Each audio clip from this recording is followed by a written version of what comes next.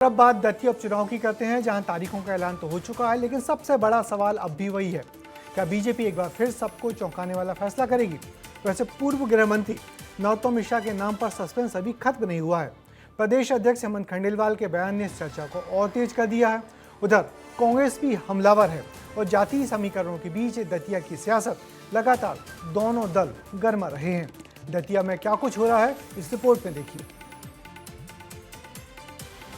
हमारे नरोत्तम मिश्रा जी पहले भी चुनाव लड़े और लगातार दतिया में सक्रिय रहे, लेकिन उम्मीदवार का निर्णय हमारा केंद्रीय नेतृत्व, हमारे राष्ट्रीय अध्यक्ष नितिन नवीन जी और सारे लोग करेंगे। क्या दतिया में बीजेपी फिर सरप्राइज देगी? नरोत्तम मिश्रा के नाम पर सस्पेंस बरकरार।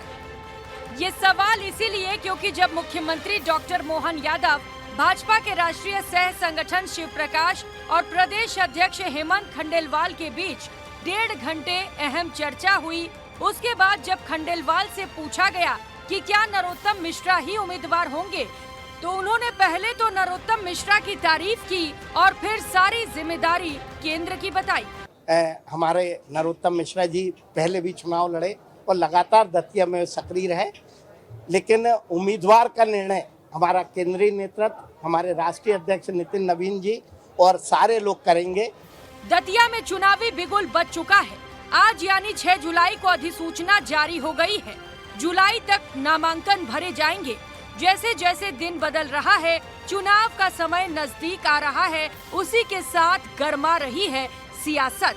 अहंकारी आदमी जिसको जनता ने हराया, जिसने जनता को अपने जूतों की नोक पे रखा, अपने पद, अपने अहंकार, अपनी आर्थिक शक्ति, अपनी राजनीतिक शक्ति का दुरुपयोग किया और फिर से उसी हारने के बाद भी उसी शक्ति का उपयोग किया, राजेंद्र भारती जी को हराया। दिग्विजय सिंह जी राधावन में हारे 1.5 लाख से, वो भोपाल में हारे 3.5 लाख से, और मैं 7,500 से आगे अहंकारी।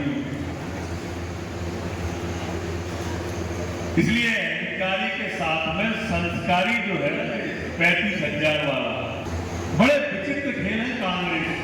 2.5 साल पहले नरोत्तम मिश्रा की विधानसभा चुनावों में हार हुई थी, लेकिन राजेंद्र भारती के सदस्यता रद्द होते ही अब दतिया में उपचुनावों की घोषणा हो गई। कांग्रेस से कई नामों की चर्चा हो रही है, तो वहीं बीजेपी से नरोत्तम मिश्रा और आजाद समाजवादी पार्टी से दामोदर यादव का नाम चर्चाओं में है। लेकिन अब पार्टियां किस फैक्टर पर अपने उम्मीदवार चुनेंगी, वो बड़ा सवाल है, क्योंकि दतिया चुनावी गणित काफी हद तक जातीय समीकरण पर भी टिका माना जाता है। दतिया में कुल मतदाता हैं 2,20,344।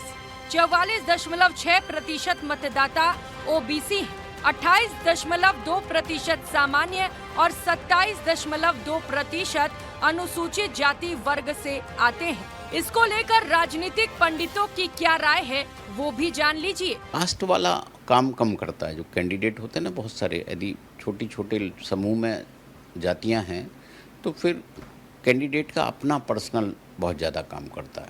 यानी दतिया में लड़ाई सिर्फ 2 दलों के बीच नहीं, बल्कि चेहरे, जातीय समीकरण, राजनीतिक रणनीति के बीच भी है।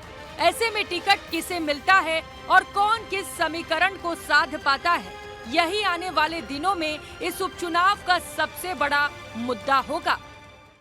दतिया के चुनावी रण में जातीय समीकरण पूरी तरह सक्रिय है। अब देखना होगा कि कौन सा सामाजिक समीकरण वोटों में बदलता है और किसके पक्ष में जाता है जनादेश। कैमरामैन संजय चंदेल के साथ अनिल गौर, विस्ता न्यूज। तो दतिया उपचुनाव में उम्मीदवारों के नाम भले ही अभी तय न हो पाए हों, लेकिन सियासी सरगर्मियां दतिया में पूरी तरह से तेज हो चुकी हैं। बीजेपी और कांग्रेस दोनों ही जीत का दावा कर रही हैं, जबकि जातीय समीकरण और उम्मीदवारों का चयन इस चुनाव की दिशा तय करने में खास भूमिका अदा करेंगे। अब सबकी निगाहें दोनों दलों की उम्मीदवारों के नामों की घोषणा पर टिकी है और नामों के आधार पर ही बहुत कुछ परिणाम भी तय हो जाएंगे।